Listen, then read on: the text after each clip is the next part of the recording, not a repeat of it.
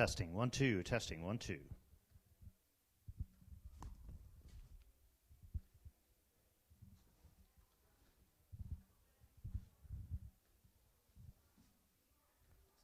as good as it did the other day. What can you do?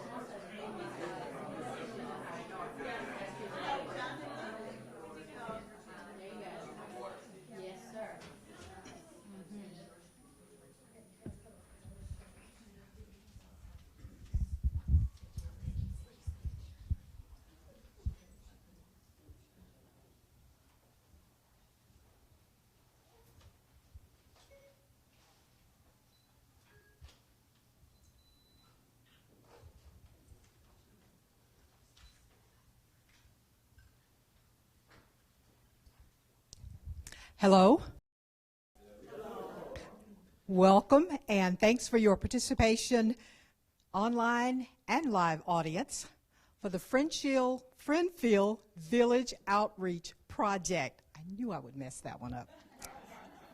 I'm Belinda Littlefield, Director of African American Studies and Associate Professor of History at the University of South Carolina, and it is indeed a pleasure to be here. I've had the joy already of meeting Mr. McClary, and I can't wait to continue this conversation with him.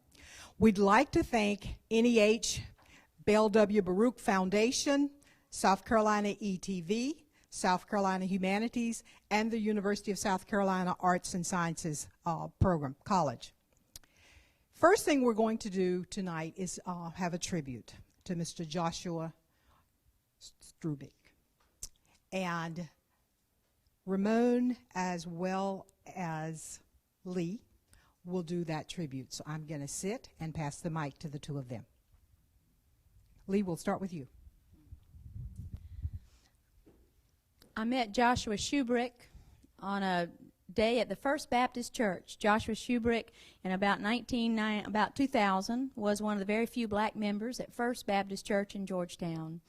I found out that day as I spoke to the senior citizens group at First Baptist that he was a native of Hobcaw Barony, not just of Georgetown County, but a native of Hobcaw Barony. He lived in both Friendfield and Barnyard villages. He had many reminiscences about his grandfather.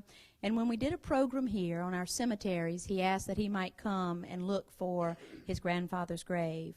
We immediately became friends, and he stayed a while longer. When he was a widower, he came to me and said, I've enjoyed coming and participating in school programs and doing things, but I'd like to be a regular volunteer. And Joshua Shubrick worked with us for 4 years as a volunteer on Mondays and also participated in our Humanities Scholar program. And when he was with the ETV staff about 2 weeks ago, he had a massive stroke, and he was immediately transported to the hospital. And for 10 days, we thought that there might be a turnaround. Joshua Shubrick, in his long life, he bragged on being 81, but actually almost 82. Joshua Shubrick would have been here with us this week. He would have been here with us right now had he been living. But through his life and also his death, he taught us a great deal. Joshua Shubrick especially is on our hearts and minds tonight. And you have photographs of a watercolor painting, the original that hangs in our lobby. I want you to also take that home with you tonight and remember all those who have come before, all those who teach and on whose shoulders we build our stories.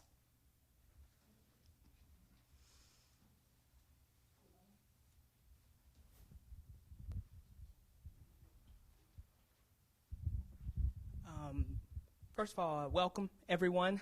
I'm going to be in the back operating our live chat. Feel free to participate if you have a phone. Just keep the ringer off. But I just want to thank Lee Brockington and staff here at Hobcaw Barony for their hospitality and their support of the Between the Waters project. When I was hired in August, one of my tasks, Betsy Newman, our project director, she kind of tasked me with the mission of making sure that we had an opportunity to speak with Mr. Shubrick. Little did I know that in the brief time that I'd have to interact with him, he'd become a friend and a valuable supporter to our project. Patrick and myself, were with him when he fell ill. We had kind of checked in on him to take him to lunch, to invite him to be a part of this event that you're participating in now. He was in good spirits. He had a lot of great things to say about his life, the love he had for his mother, the love he had for his late wife, the love he had for his children. And that's who Josh Shubrick was. He was a loving Christian man, and he was salt of the earth. He was one of those folks that made no pretensions about who he was, and if he liked you, he liked you, and we'll leave it at that. But to his family, if you're watching, we thank you for your hospitality shortly before his funeral. We thank you for allowing us into your home, and to any descendants of the African American family. lived here at Friendfield, we invite you to be a part of what Hobcaw Barony is doing, because it really is something special, and we would be grateful for your voice. And so with that, I'll turn it over to Val. Tonight I have the honor of introducing the panel and also asking questions of the panel. I am an oral interviewer by training, also by habit. I grew up with a grandmother and a great-grandmother, and I got to listen to lots of stories, and I'm pretty sure I picked up my love of listening to other stories from my great-grandmother and my grandmother. I'm going to start with Lee Brockington, who is the senior interpreter at the Belle W. Baruch Foundation. She has extensive knowledge of history of Hobcaw Barony. She conducts public tours of the property and its historic homes, and is the author of Plantation Between the Waters, A Brief History of Hobcaw Barony. And that was Charleston, the History Press, 2006. As a senior member of the foundation staff, she is a repository of knowledge and the primary liaison between the Waters Project and our partner, the foundation. Joseph McGill, to my far left, is the founder of the Slave Dwelling Project. And the Slave Dwelling Project's mission is to identify and assist property owners, government agencies, and historical organizations to preserve extant slave dwellings. McGill directs the organization's campaign to become a clearinghouse for the identification of resources to document and preserve those dwellings. The Slave Dwelling Project also assists property owners and community groups in the acquisition of slave dwellings in order to mitigate the possibility of demolition. Third, but certainly not last, Robert McClary, guest interpreter and former resident of Friendfield Village. Mr. McClary was born in Kingstree, South Carolina, 1930. 7 years later, McClary's father, Frank, landed a job as a plowboy at the Baruch estate and moved the family to Fairfield Village. His mother, Maudis Rosetta McCulloch, worked in the Baruch's kitchen. Robert McClary spent his formative years at Friendfield, home to a closely knit, hard-scrabble community that eked out a subsistence lifestyle. In 1944, the McClary family moved to Detroit, joining the millions of African Americans who migrated to the northern and western sections of the United States in search of greater freedom and prosperity.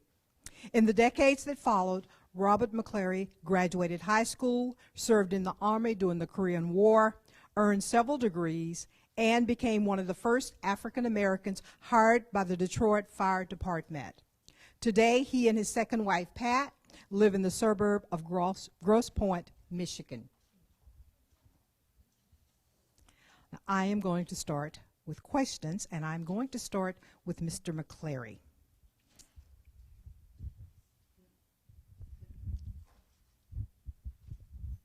And we'll be passing the mic back and forth because that's how it's going to record for prosperity.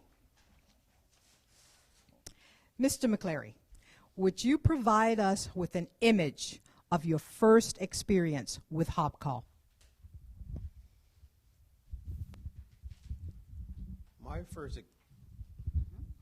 My first experience here in Hobcaw was in 1937 when I was 7 years old and the family moved here from Kingstree, South Carolina. I, along with a sister and two brothers, were very excited to be here because we were getting our own house at Friendfield Village. And when we got there, I thought it was the greatest thing in the world. We had our own house, no plumbing, no electricity, no running water, no refrigeration, and we had our own outhouse out back. And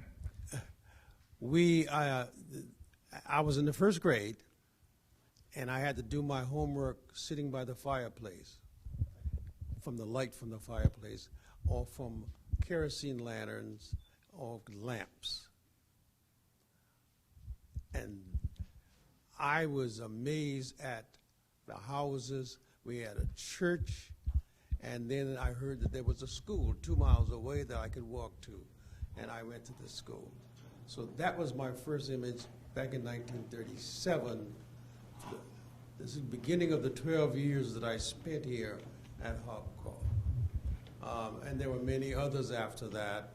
Of course, as the family expanded, we moved from Friendfield to Barnyard, to a larger house. And somehow along the way, I fell behind in school because I and my older sister had to take turns staying home nursing the younger kids. So we would go to school every other day. And so back in that time, I repeated the 3rd grade, I repeated the 4th grade, and I repeated the 5th grade. In 1945, when I was 15 years old and left Hobcaw, went across the river to Georgetown to go to high school. I was 15 years old in the 7th grade. I was 2 grades behind my age group.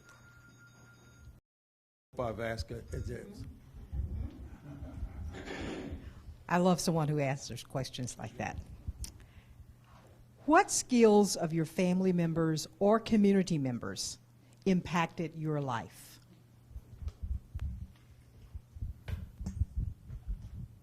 I was very loving for my mother, who was just a high school education. She graduated at 16, and she was taught school on Sandy Island. They hired her to teach the elementary school to the black kids on Sandy Island. And although she was from Salters, South Carolina there, teaching at 16 or 17, when she was 17 years old, she gave it to me. Then we moved back to King Street and Cedar Swamp, where they live outside with the family members until my grandmother died, and then we had to find another place to live. My father's first job I remember as a kid, was that he worked for a sharecropper, plowing the fields, cotton fields, tobacco fields in Cedar Swamp, South Carolina, below King Street. Let's talk about food at Friendfield. I want you to talk about gathering, cooking, preserving, hunting, anything you want to talk about, but stories of food.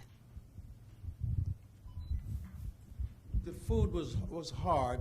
Most of the food was rice, veggies we grew in the garden next to the house. We had a little garden. We grew in collard greens, tomatoes, okra, which I still love, and then most of the time we had rice, no potatoes that much, but rice, cornbread,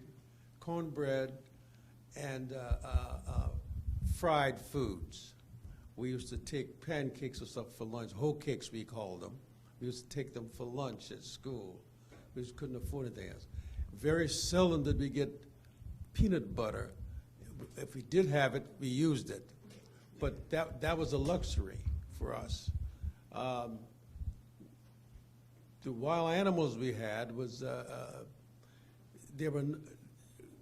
we go hunting, we catch a raccoon, there were squirrels, and there were a lot of deer on Hobcaw at the time. And sometimes the hunters came up and killed the deer, and then they give us the meat. But beware that we had no refrigeration. If it was fresh, we had to eat it right away. So most of our stable was salt pork, ham, and fatback. And a lot of starch we ate.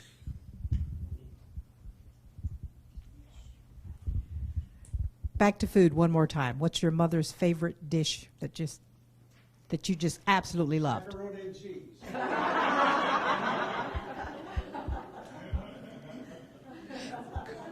Good. What role did religion play in the community? Well, as you may know, that there's a church at Friendfield, a little non-denomination church, and all religions that we had here at the time used that church. On one Sunday, you'll have a Baptist minister who came over and preached to the people. He preached to 15 or 20 people. The next Sunday, you would have a Methodist preacher came over and preached to that group of people. Most of the residents went to church on the Sundays that their minister was here. Some of them went every Sunday, regardless who was preaching. And then some didn't go at all. but there were not that many. We usually 20 or 25 or less attend church on Sundays.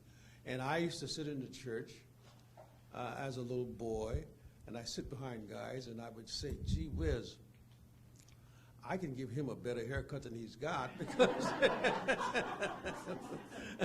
because at that time, usually haircuts with scissors. That's the only thing we had, was scissors to cut hair with. And I would sit there and marvel how, when I grew up, something like that. But I had to go to, my mother would ask us to go to church every Sunday when we can, and the Sunday school. So I learned from my mother and my mother's aunt, Aunt Sue. You see in the book that I wrote 12 years ago, I mentioned that Sue a lot. And she was of the family and telling me, when you grow up, you got to be more than the other people are. You can't. And when I was 10 years old, I promised my mother and my Aunt Sue that when I get to be a man, I would never drink liquor or beer, and I would never have children. And the reason I said that at 10 years old, because I saw what those things did to the people around me, and it was frightening. And I didn't want to have children at that time. When I said that, is because I didn't want them to suffer like I thought we were suffering at the time. And I ended up with 5 daughters who are here today.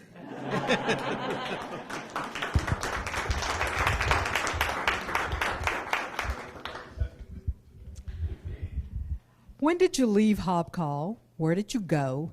And discuss your reason for leaving. In 1945, the year after I met the President of the United States, in 1945, when I got out of the sixth Hobcaw, a lot of the youngsters back then went on to school, but a lot of them did not continue their education after the 6th grade. But I wanted to, because I had cousins in Kingstree and Williamsburg County was going to school, and I wanted to go. And my teacher convinced my parents to allow me to go continue school in Georgetown. So at 15, I went across to Howard High School in Georgetown. I was 15 years old in the 7th grade. So I was 2 years behind my age group. And I attended Howard High School for 4 years until 1949. 1949, I left South Carolina for Detroit. May I ask, where did he live when he was over there? In Georgetown, I live at 1013 High Market Street. my mother had a gentleman and his wife who at one time was a foster parent for my mother, who was an orphan many years ago. And when we moved here to Hobcaw, my mother looked him up, of course, and he had been married to one of my mother's aunt. And when my mother died when my mother was 3 years old, and she was only 36 when she died. And then 6 months later, her father died, 3 years old. So my mother had lived with sisters and brothers and aunt, the aunt in Georgetown, was married to Bubsy Green, we call him William Green. And that's how I end up in Georgetown. They rented me a room. But my father said, you can't go to Georgetown and continue school unless you have a job. So I had to get a job in Georgetown. So I got a job delivering Wynyard drugs on Front Street. And I was delivering packages for the drugstore while I was in school, and filling and mopping the floors and doing whatever I was told to do. So I did that for a number of years. I also worked at a grocery store there and a shoe store selling shoes. Because at that time in the shoe store, there was one of my classmates was working in the shoe store, and he was leaving, and he talked to the owner of the shoe store about hiring me to sell shoes. Well, he didn't want to sell shoes to black women. He didn't want to be bothered with them, so he hired me. So I would have to sell them shoes, and he would say to me, he says, you give me the money, and I'll cash and give you back. He says, if they try the shoes on, they have to buy them. So I became pretty good at measuring women's feet. I had what you call a brown bag, and I had brown paper, and women come in usually on Saturdays when the people come in to buy shoes. Most of them are bought on Saturdays rather than other days. I would sit there, and she would come in, I want these shoes, and I said, well, gee whiz, you can't get those on. If you put them on, you got to buy them. And I became pretty good at telling them what size shoe they could wear, because they were not. He said that white women are not going to wear these shoes after some black people put it on their feet. Talk a little bit about Detroit and how you got there. Like I said, I went to Howard High School, but I was 2 years behind in school, and my buddies that I hung out with were graduating from high school in 1949, and my friends. But I had 2 more years to go.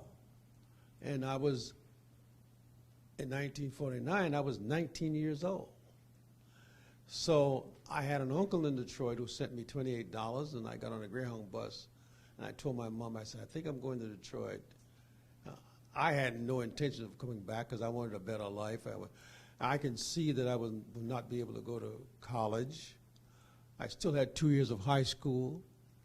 And one of my teachers here at Howard High School, and my mom and my Aunt Sue, insisted that I continue school, don't quit, go to school, because a lot of people were quitting.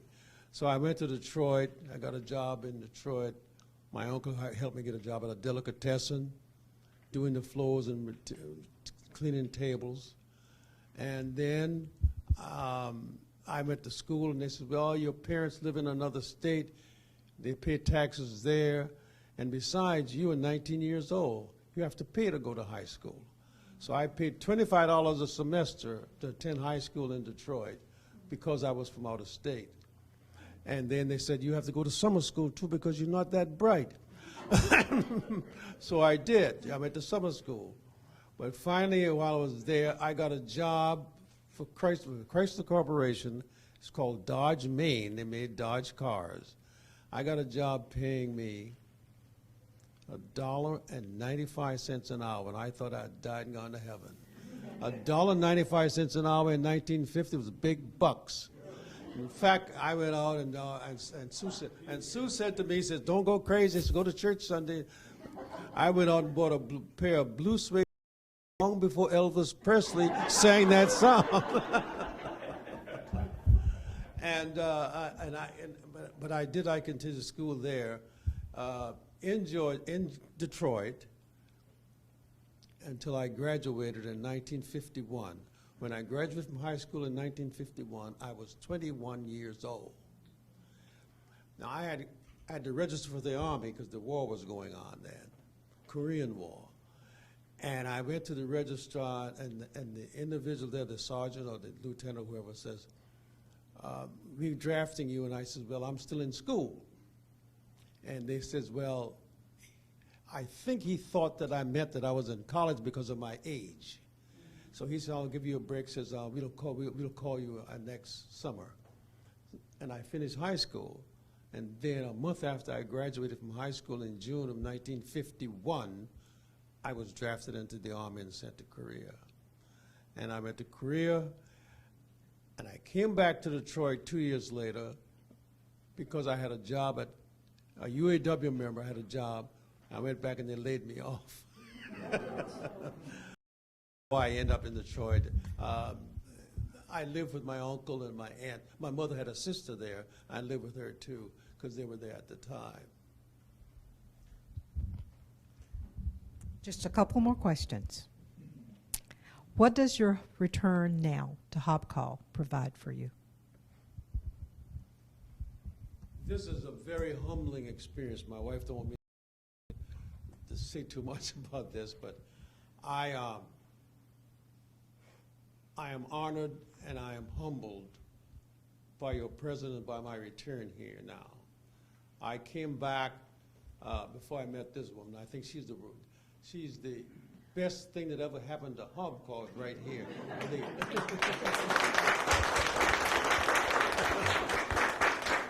But I came down here to visit, and I stopped in the early 90s, and I met Richard Camelin, who was here before Lee came. And I introduced myself to him, and he took me for a tour, and it brought tears to my eyes back then, because I hadn't been here in so many years.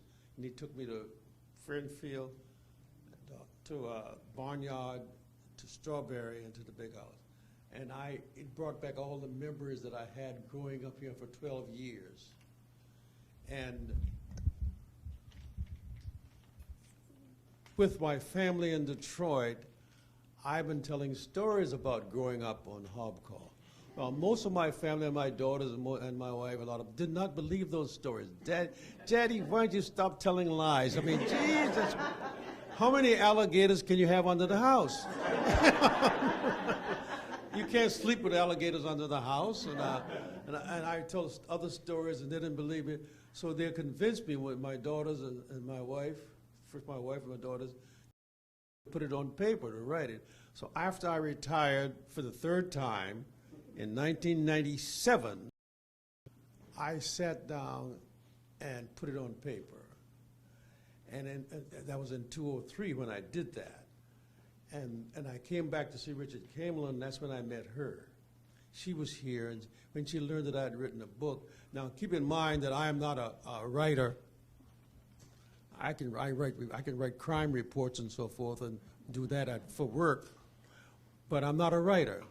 I'm not a publisher. I couldn't afford at the time to hire a publisher to do the book, so I became the publisher. I don't know what I was doing. And with help from my wife and my daughters, we put it together. We printed it off ourselves. And I did a memoir, and I only did 1,000 copies or less. That's all I had. And most of those copies were sold in King Street, and here, when we had a family reunion, I would take the books until I met Lee, and then I brought some books, and she wanted some here at Hobcaw in 2003, and she sold more books here than I sold in Detroit. And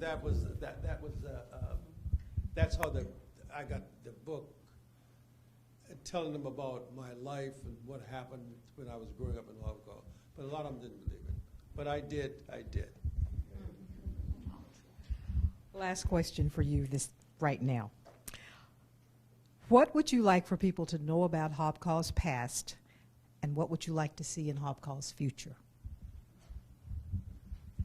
On the past, I know that the individuals who were here when Mr. Baruch bought this place in 1905, and he allowed the residents in the house, the native who were here, to continue living here, rent-free, but some of them had to work for him. Now, Hobcaw was not a producing area. They didn't raise anything. They raised corn they only had mules, and Mr. Baruch and Ms. Belle Baruch had horses. In fact, and they had someone to take care of the horses and the mules, but they didn't produce anything. But I think, is that schoolhouse that I attended, and the teachers they brought over from Georgetown to teach us, I think they were great, because my first knowledge of any black history led me to become an amateur historian. And I looked into, that's how I studied that. That's why I admire him for what he's doing. Because I look into it as I grew older, and as I went to school in Detroit. I I attended Wayne State University after I got out of the Army, Wayne State University. And I went there, and then my daughters went to school, and I was proud that coming from here, that all 5 of my daughters have postgraduate degrees. All 5. So I am humble. And I usually say to a group, this is the last question, I usually say this: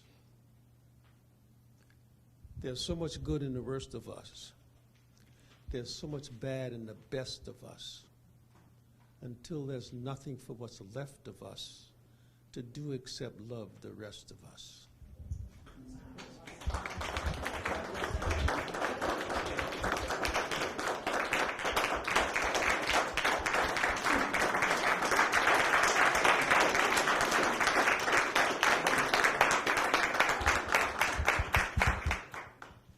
Mr. McClary, thank you. Thank you. Thank you. Thank you. Lee, we're going to move to you for a few minutes. What does Mr. McClary and others like him provide for sustaining Hobcaw's preservation efforts? One of the reasons that it's been awfully important to us to encourage relationships, to encourage people to experience a homecoming like we have done with Mr. McClary now several times. We have an opportunity at Hobcaw through research and education to tell the truth. If we're talking about scientific research, we can do research and base it not on emotion or what we think or what we observe, or what we think we see, but instead through scientific research, what we know, what's proven to us. And through meeting the people that lived here, not just the owners of the property and the millionaires who visited this duck hunting retreat, but especially the white and black employees that lived here all year long, we have an opportunity to ask those individuals to use documents, to use photographs and census records, but nothing has really been more important to us than the oral history interviews, the conversations, the trips through the property with former residents, so that we can also tell the truth as far as our history is concerned. In some of our school programs with 3rd graders, 5th graders, and 8th graders, we've been able to tell important stories, big ideas in small places. Also, we've been able to tell the truth. And sometimes the truth hurts. Sometimes, just as Robert said earlier, that these slave cabins were lived in until the 1950s. Never any electricity, never any plumbing, never any running water. And I asked Robert long ago, how did it feel? Did you resent the fact that Bernard Baruch, with all his millions, had never added electricity, never added plumbing? And Robert, as eloquent as he always is, said, I believe that Bernard Baruch felt he had done enough. The idea that in his time he did what he thought was important for his employees. And we know some of this on paper and we know the dates, but to be able to talk to people about how that felt, to talk to Francina McCants, who said living here was wonderful until 1950, and to present that to even 3rd graders, it was wonderful. We had everything we needed. We had a school, we had a doctor's office, we had transportation into town once a week, and we had paychecks. Cash money, payroll. To talk to someone almost the same age, Manny Kennedy, who said it was terrible, it was awful. I couldn't wait to leave. I was living on the plantation as a slave. Every member of my family was not free to go and do as they chose. And in presenting their stories to 3rd graders, it's important to ask, who's telling the truth? Francina or Minnie? And even the 3rd graders know the answer. So the answer is both of them. And both sides of that story, many sides of other stories, are important for us to tell because we're telling the truth. And we know the truth because of the people that we had conversations with and interviewed. If I may, please. I know she's going to bash me for this,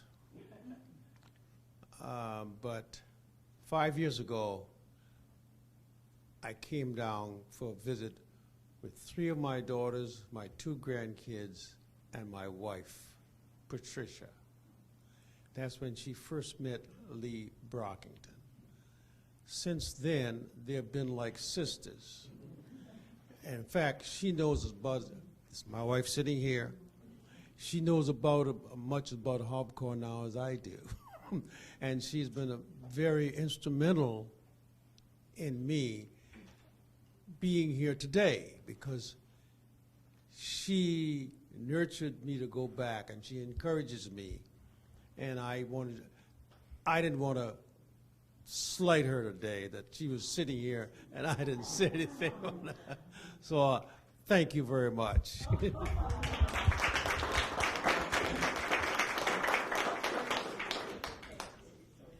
we're going to walk you through a few slides. Oh, yes. Talk to us about those slides. Um, Mr. Clerk, can you see those? Yes. This is an image of Friendfield Village taken about 1910, shortly after the purchase by Bernard Baruch of all of the 16,000 acres of Hobcaw barony. Hobcaw, a Native American word between the waters, of course, barony, a large colonial grant. The property then divided and subdivided into a number of individually named tracts, and then 4 or 5 of those large tracts, a conglomeration of several land tracts. Friendfield Plantation, as we see it, looking from the east to the west, looking from the ocean to the marsh to the forest to Friendfield Village, and then on toward the river and its plantation house that once stood adjacent to the rice fields and the Waccamaw River. As we look closely at this photograph, we see what we believe to be 12 to 16 cabins, individual family units. Think about individual families in these houses. This photograph, again, about 1910, employee housing by that time. Also, as some look closely, they might be able to see a church steeple on the left and understand that church, 19th century church standing in the village. One of the reasons that Dr. Walter Edgar, South Carolina historian, retired USC professor of history, feels strongly that the Gullah culture remains has a whole lot to do with autonomy, single family units these slave cabins represent, and also no overseer's house, no property owner, no slave master's house. A village set apart, autonomous with its people, whose culture, whose language, whose customs were preserved on rice plantations, many times because of these villages. And this, of course, lived in until 1952.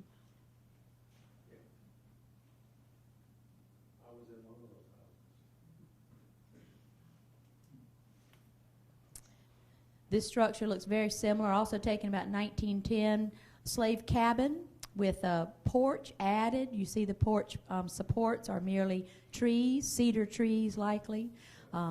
Brick chimney, also a ladder to access the porch where wooden shingles or cypress shakes were being placed on the roof. And a rear room addition, a shed roof addition, sometimes it's called, a one-story, 2 rooms added to the back of this slave cabin. If you look closely, you see family members in the photograph. And 2-room slave cabins, originally 2 rooms, one large multi-purpose room, and then the second room serving as a bedroom. And then by the turn of the 20th century, just as in Robert McClary's house, 2 rear rooms added, one serving as an additional bedroom, the other serving as a kitchen with a wood stove added to structures at some point. We don't see the chimney here, but 2 added by the time of this photograph in Friendfield Village. This cabin still standing in Friendfield Village, built about 1840. This is a cabin that was lived in until 1935 by Laura Carr, the woman we believe seated here on the porch. Laura Carr lived in a cabin that was built in 1840, and as it still stands today, never improved or renovated. In many ways, that's good for us as we observe history. 2 shuttered windows on the front, 2 shuttered windows on the back, a front door, a back door, a very symmetrical cabin rebuilt in 1840 on the site of a former 18th century plantation. Porches were not original. Instead, what you might call a deck or stoop was added. You see fencing on the left side of the house. This cabin, again, by the time of this photograph, corrugated tin roof added.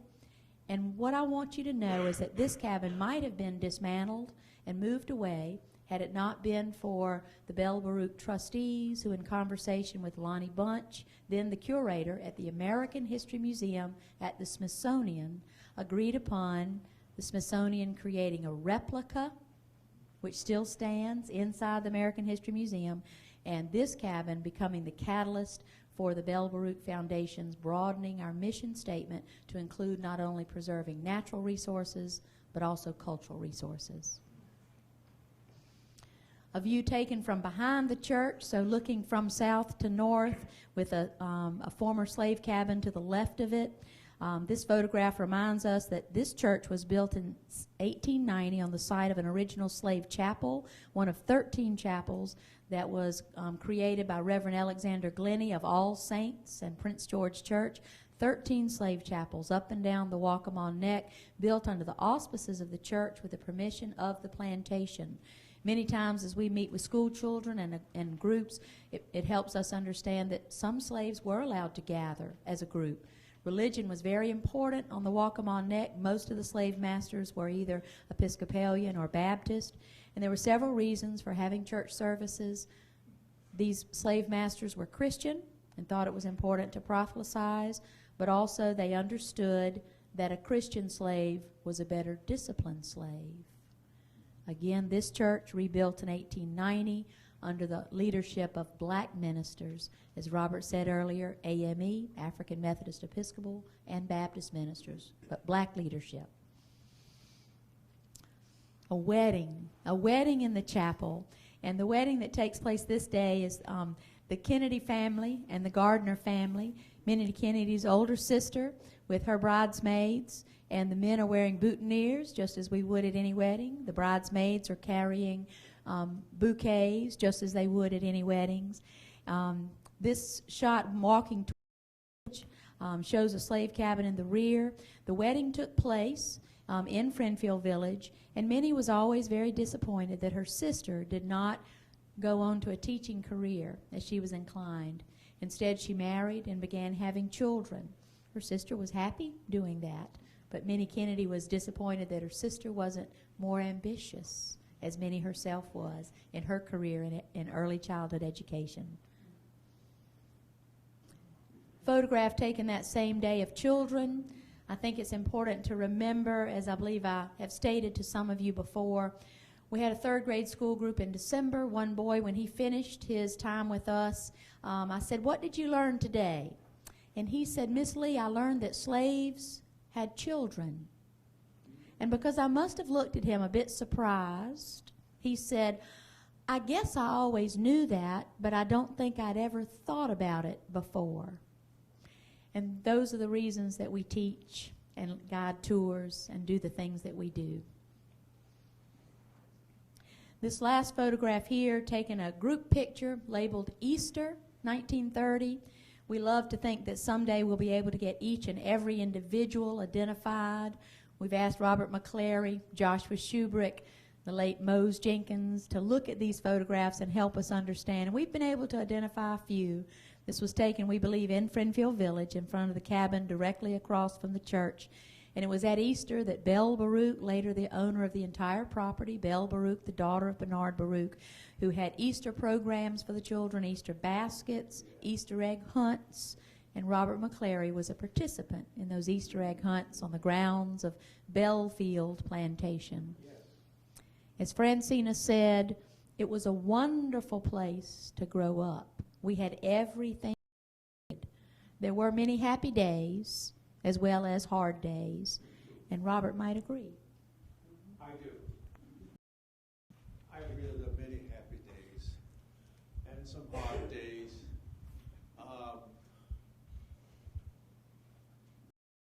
Would talk to this teacher at Strawberry School and ask her to put on a Christmas or Easter program, and we would recite poems and sing Christmas verses. And I remember one year I had a short one, and it says, "Jesus rolled a stone away." and that was it. Jesus rolled a stone away. And I sat down. Yes, but there were a lot of days that not too many that we've been hungry. I remember my brothers and I used to stay up at night because my mother was a cook's helper in the big house, Mr. Baruch's house and Mr. Baruch's kitchen when he was here. And when she left at night, she would bring all the leavings of the food and the leftovers, bring them home. And newspapers, Look magazine, Time magazines, that's how I started reading. My mother would bring them home for us. And I would, with my brothers, she had to walk from the big house to our house in Barnyard, which is about 3 miles, I think. And then at 10 o'clock at night. And then, but we would be waiting up for her because we wanted the goodies. We were hungry. and that's what happened. Very good. And if I may, I would like to ask, when some of you learned that I was going to be here this weekend, some of my friends from all over came. And I would like for those friends to stand that came here because Bob McCleary is here. All of you.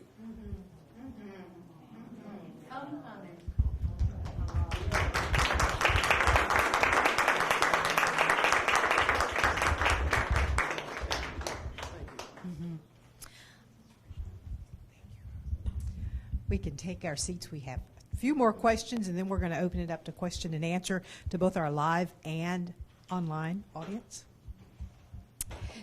Joe, I have a couple of questions for you.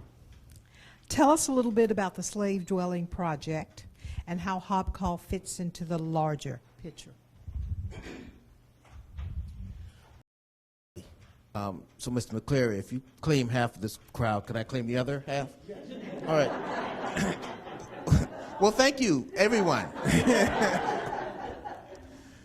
Oh, the Slave Dwelling Project. The Slave Dwelling Project is an idea that came about 5 years ago, as it exists today. But the idea was germinating a longer time than that. But finding extant slave dwellings and asking the owners to spend a night in them, because as a former employee of the National Trust for Historic Preservation, whose ultimate goal is to save buildings, usually those iconic buildings, those architecturally significant buildings, the house on the hill, if you will. If you apply that concept of what they do to antebellum buildings, those buildings don't include the structure that I'll be spending a night in tonight, and I saw it on one of the slides here. They don't include the stories of the people who lived in those places. I'm also a Civil War reenactor. If you would have seen me a few hours ago, I would have been in a Civil War uniform, Union soldier. And being a Civil War reenactor, knowing that that uniform is impactful, especially for younger kids. We were educating younger fourth graders today in the village, and that uniform that I was wearing it caught their eyes. They wanted to engage more. So knowing all of that, putting all that together, being a Civil War reenactor and being a preservationist, all that came together in this thing called the Slave Dwelling Project. And it was a matter of gathering information from the State Historic Preservation Office on the knowledge that they had about existing slave dwellings in the state of South Carolina, obtaining that list from them and making phone calls, telling them about this desire that I had to spend nights in slave dwellings, simply to bring attention to these places, because during in the 1860 census, it states that the population of this state was approximately 703,000 people. Of those 703,000 people, 402,000 of them were enslaved. They were the majority population. So why was it much easier to go and find the houses preserved of those who enslaved them, but very hard to find the places where those 400,000 people were enslaved? Not that they don't exist, because they do. I find them in very many forms. So I thought that creating this project, asking these owners to sleep in them, and leveraging the attention brought to that, sleepover would indeed be my way in, if you will, my way in to convince others that, you know, this is a good thing. In the project, I found out I'm in the 5th year of this thing, sleeping in slave dwellings. I'm up to 14 states right now, over 62 sites, and it's really catching on. It was only my intent to stay within the boundaries of South Carolina. I found out very quickly that this project is a lot bigger than Joe McGill. It's about the ancestors. It's about making connections to people like Mr. McCleary here, you know, in Lee, because there are folks out there who get it. They get it easily. They know it's necessary that we do this, that we use these buildings to tell the rest of the story, tell the whole story, tell a part of the story that we haven't been telling for so long. You know, we've been getting the sugar-coated version of history, and these houses, these preserved places, can help us fill in the blanks and tell the whole story. It's not a pretty story, but it's our story. It's the story of our ancestors. It's the story about the people who tamed this land that's now called Hobcaw Barony, those nice rice fields. They didn't just appear. Our ancestors had to toil to make them what they were. Our ancestors had to cut the cypress trees from those cypress swamps, and all those trees didn't go unused. You might be able to go to Georgetown and find some of those nice antebellum buildings and find some of those cypress trees cut down and hewed by our ancestors. But getting back to the root of the question,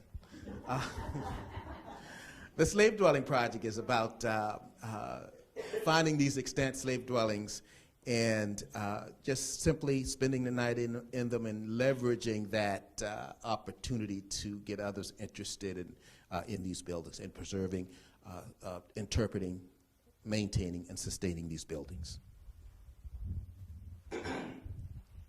Last question. You touched a little bit on it. Talk a little bit more about what Mr. McCleary and others mean to your larger project.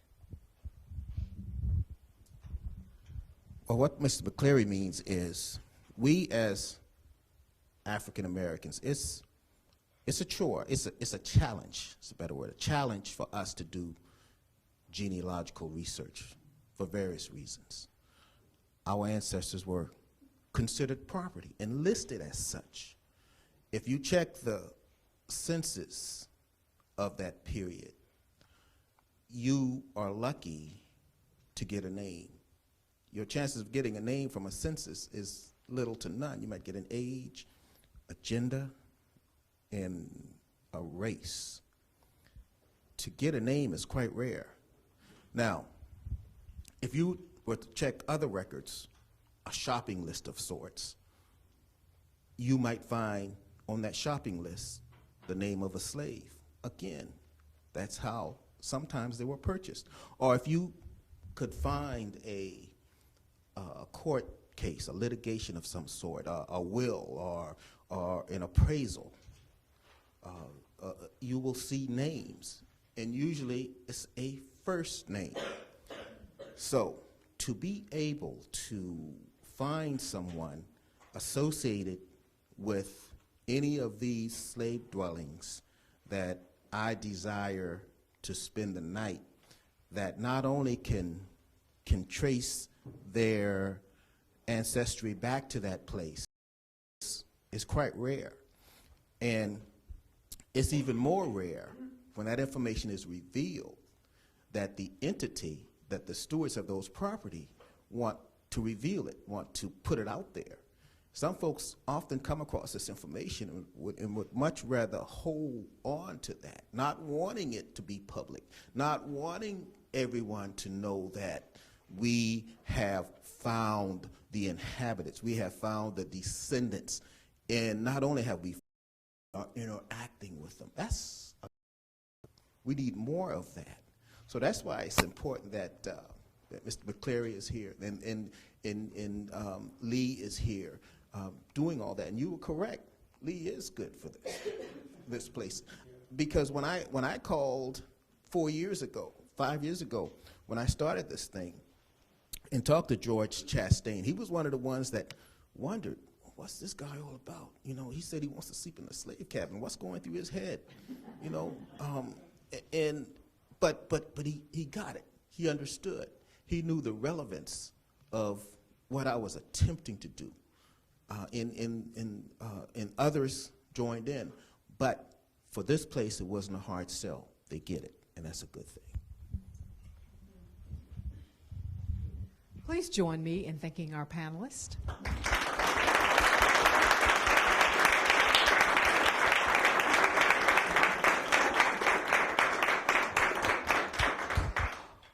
We're going to open this up for conversation with you. Questions?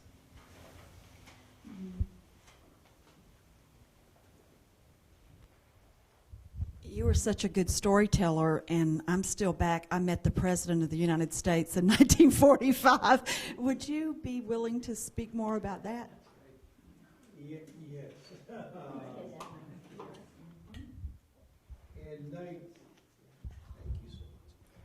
In 1944, April of 1944, President Franklin Roosevelt was very ill. And Mr. Baruch invited him to spend his recuperating days here in Hobcaw for the whole month. And for that month, none of the natives, I call ourselves natives, none of us were allowed to go over to Georgetown on weekends like we usually do to buy groceries and stuff. We all had to stay on the plantation, not a barony then. And Mr. Boykin, the superintendent, and I was his houseboy sometime, chopping wood and working in the kitchen and cleaning up. Mr. Boykin, I sometimes go hunting with him too. He had me in a pickup truck with him, and there were a lot of Marines and Secret Service people at an open car. It was warmer than it is now, because it was in April. And it was out showing President Roosevelt around and his guest. Well, his guest was Sir Winston Churchill. Now, how do I know? My mother worked in the kitchen, and she came home one night after working 10 o'clock and says, guess who's here? And I said, oh, Mom. Well, she says, Winston Churchill is here. Sir Winston Churchill. I said, who's that? I didn't know at the time that he was the Prime Minister of England. And she says, he's the Prime Minister of England. I said, I thought England had a king and a queen. But anyway, that's how I heard it. The next day, I went in a car with Mr. Boykin, a pickup truck with Mr. Boykin, and he's showing them through the backwoods of Hobcaw, pointing out things to them. And they had some Secret Service and a couple of jeeps of Marines who to protect the president. And Mr. Boykin said to me, he says, you know who that is? And I said, yes, I do, because I heard from my mother, you see. I said, that's Winston Churchill. He said, that's Prime Minister Winston Churchill. I said, okay. So he said, come on. He went and spoke to someone, Secret Service or someone around the car where they were parking an opening point. And he told me to come over. I didn't have any shoes on. I had on a shirt that my mother made out of a fertilizer bag and short pants. He said, come on, take your cap off. And I took my cap off, went over to the car, and Mr. Baruch, probably the first time he ever spoke to me, I didn't know, he says, what's your name, boy? And I said, my name is Robert C. McCleary, you know. He says, you go to school? Yes, I do. And then the president says, what do you want to be when you grow up? And I said, I want to be the United States of America.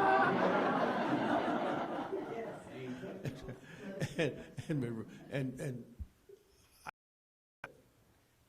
Prime Minister Roosevelt was smoking, Churchill was smoking a cigar. And I mentioned that in the first page of my book, but then I got challenged on it because there was no official record Churchill was here in this country in 1945, April of 1945, and you would know that World War II was going on then. World War II, and that was in April. In June the 6th of 1944, we invaded France and Normandy. That was the big invasion. And I can only assume that Churchill came secretly here to Charleston on a submarine, maybe to Charleston, and then came secretly here to Hobcaw to visit with the president because they were making plans. They didn't want Stalin to know that they were here together. And that's what I assume after I grew up. At the time, I didn't know anything. But as I grew older and learned about the World War II and so forth. So yes, Sir Winston Churchill's granddaughter challenged me to the fact, because she knew her grandfather was never here in the United States in 1944. But yes, I saw him. I don't have a picture. She had, do you have a picture of him? I didn't even know what a Brownie camera was at that time. So I did. Do we want to take an online question? We do. All right. I will pull this up. Had a pretty good audience online. About 150 people on our blog, about 20 folks on YouTube. So pretty good turnout. This question's from Nicole Moore, and this is for Mr. McGill. She asked, how is it interacting with those who used to live in the dwellings, not including your work at Magnolia? She continues by asking, do those interactions have an impact on how you look at these particular dwellings, especially those lived in through the 1950s? Yeah, this is a rare occasion, as was first stated. And thank you, Nicole. To have the willingness of the entities first is a challenge. First of all, you gotta find the steward of the property, and then you gotta find the descendants of the enslaved of the property, and all that has to come together. I've had an occasion like that happen in North Carolina. I've had an occasion like that happen in Georgia, and they happen. But they're just rare that they happen. We got to get more like this because there's usually some resistance on one side or the other. Their stewards of these properties don't want their properties associated with that institution because they fear that R word, and that R word is reparations. There are members of the African American community that would just much rather have this thing go away. Members of both sides, for that matter, just rather have this thing go away. But then again, there are those genealogists out there who would much rather have the historians and the preservationists who want it to happen. I was told early on in this project that from a genealogist, she said, don't worry about the people. She said, you go ahead and do what you do and help save the buildings. And she said, we'll put the people there. So what's happening here in this space, this is a genealogist's dream.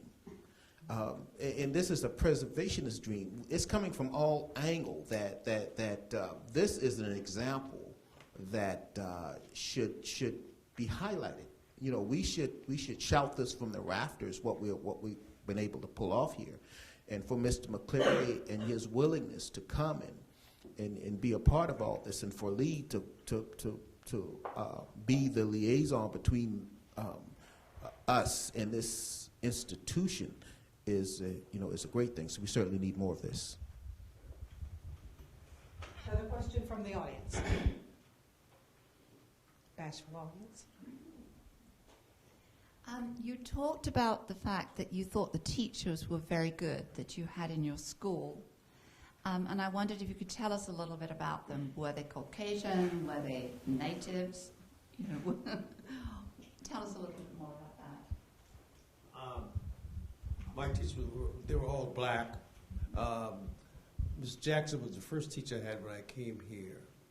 And then I had Ms. Johnson, and then my last teacher was Ethel Bezalou. who I fell in love with. She was a little younger than the others. But they encouraged us to stay in school, and they were, I know they were upset with my parents when my parents kept my older sister and I out of school to babysit with our younger siblings. Was that common? That was not that common, because I don't know if anyone else was doing that, but some of them did. But we had to do that, and that's why I had to repeat those grades, 3rd, 4th, and 5th grades, because the teacher, but the Jackson and Mrs. Jackson, and then they're the first ones that I learned about. There were other things in the world about some of the cabins we were living in. They would talk about them sometime, and they would talk about slavery to us sometime. I learned about Booker T. Washington and some of the other black leaders of the day, because I didn't know anything about it. But they also encouraged us, because I remember in World War II, and they said there was be an invasion. I thought, what is an invasion? And she said, one of my teachers said to me, he says, if the war lasts long enough, it'll get you too. I said, oh, no, it won't. I said, I don't want to go and fight in Germany or somewhere else. But yes, my teachers taught me, got me started. And I said to my wife and some relative friends now that I consider myself an amateur historian. Not really, but I like history. I study European history and studied the history of this country. I studied very hard, and even the Constitution. I studied, and I know why rice was the first crop of this country long before tobacco and cotton. We had rice, and they brought natives from Africa over here to grow the rice.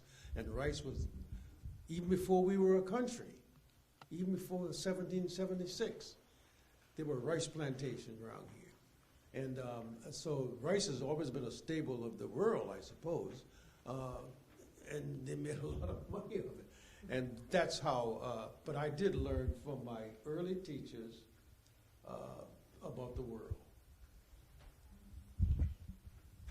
Another online or, good, I've been pointed, and then you have one, all right? Okay, just a simple question. If you have a recollection of your mother's experience in Mr. Baruch's house, how, under whose guidance did she prepare meals for these large crowds of notables? She had to have learned some fancy cooking. Yeah. Well, yes. She worked, she was, like I said, she was a cook's helper. And when Mr. Baruch would come down, he would bring his butler and his top cook with him. But he had a cook who was here all the time, a lady. And he had another woman who was the housekeeper, who came from Canada. She was German. And they came every fall and stayed until spring. And my mother worked under the cook's helper in the kitchen. And they needed someone to do the menial work in the kitchen. And she did that, helped prepare. And they respected my mother a lot because she was there. She's always there. She was working. And they were very kind to her. And that's why she was allowed to bring leftovers home, as well as that. I'd love to add something.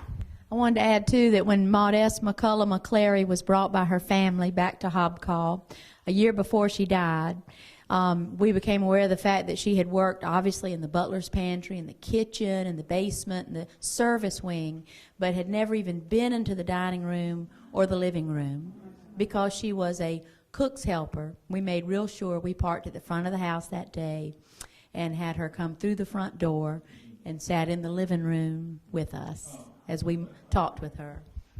She's right. That's when Lee was kind enough to take us around. And another short story I'll tell you, that I'm the oldest of 10 in the family, 5 boys, 5 girls. And our 5th child, 6th child name, my brother name was Sam Stagg. Now, Sam Stagg came about because Mr. Baruch's son-in-law was down visiting with his wife, and Mr. Baruch's son-in-law saw my pregnant mother in the kitchen at the big house.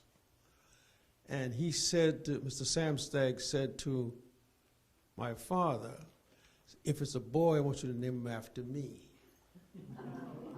My father said, yes, sir, boss. If he's a boy, he got your name. And he says, my name is Robert Sam Stagg. Well, my mother already had a Robert, me. So when my dad came and insisted that he be named Robert, my mom said no. We had the woman who helped deliver the baby, the midwife. Thank you. The midwife did the birth certificate, and they put Sam Stagg rather than Robert McClary. They wrote Sam Stagg McClary. So my brother had a first name of Sam Stagg. Now, a couple of years later, maybe 3 or 4 years later, Mr. Sam Stagg and they come down to visit, and they're out riding their horses throughout the villages and so forth, Barnyard Village. Mr. Sam Stagg and his 3 or 4 others came riding through, and he saw my dad and said, "Hey, Frank," says, how's my boy Robert doing? And I heard it, and I said, "I'm doing fine." My father says, "Shut up and get in the house." You're not the Robert we're going to talk about. That's a good one. Online question. Yes, this is from May Davis. She says hello.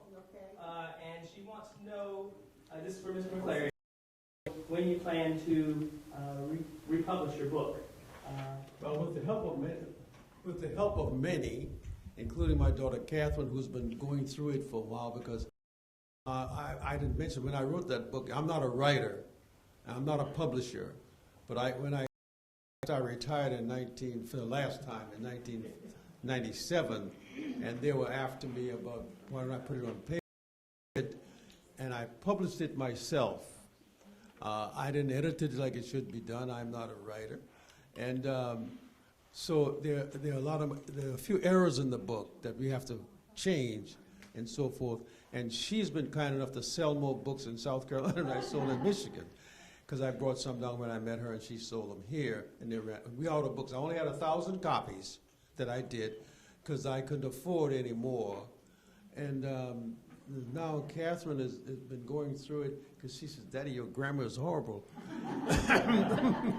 And so she is doing some things. So she's going through it, and we're going to republish it with her help within the next year or two, I guess. And so that, yes, we're going to redo the book. Republish, not rewrite. Great. One more question. And this last question is from Ms. Ramona LaRoche, author of African Americans in Georgetown County. And she wants to know what types of genealogical programs does Hobcaw have planned in the future to create more moments like this? Well, that's a good question, Ramona. We're glad that you're a part of the program tonight. We continue to study African American history all year long, not just save it for the month of February. Yes. And as hard as genealogy is, we try to encourage people to come to us. We do know a little bit about our cemeteries. Thanks to our humanities scholar, Ramon Jackson, we have copies of our census records, and we're trying to do more and more so that we can help other people understand that your people were here. We also try to attend and take our volunteers to programs at Avery Research Center in Charleston, South Carolina, associated with the College of Charleston. We try to do programs also at Brook Green. We also are doing some programs over at Arcadia.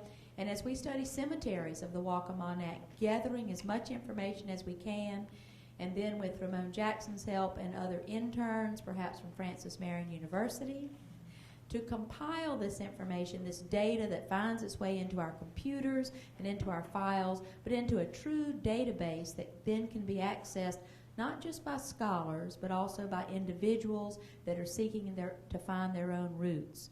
We've always tried to offer programs. We're trying to do more and more of our research so that we can become a research facility and help enable others to find it. And I imagine Ramona LaRoche might be someone that could help Hobcaw Barony a great deal. I'm glad that you're a part of this, Ramona. Thank you. That's it. Thank you so very much. We do have a little time outside. You can Grab Mr. McClary and ask some more questions. Joe McGill, we're here. Thank you.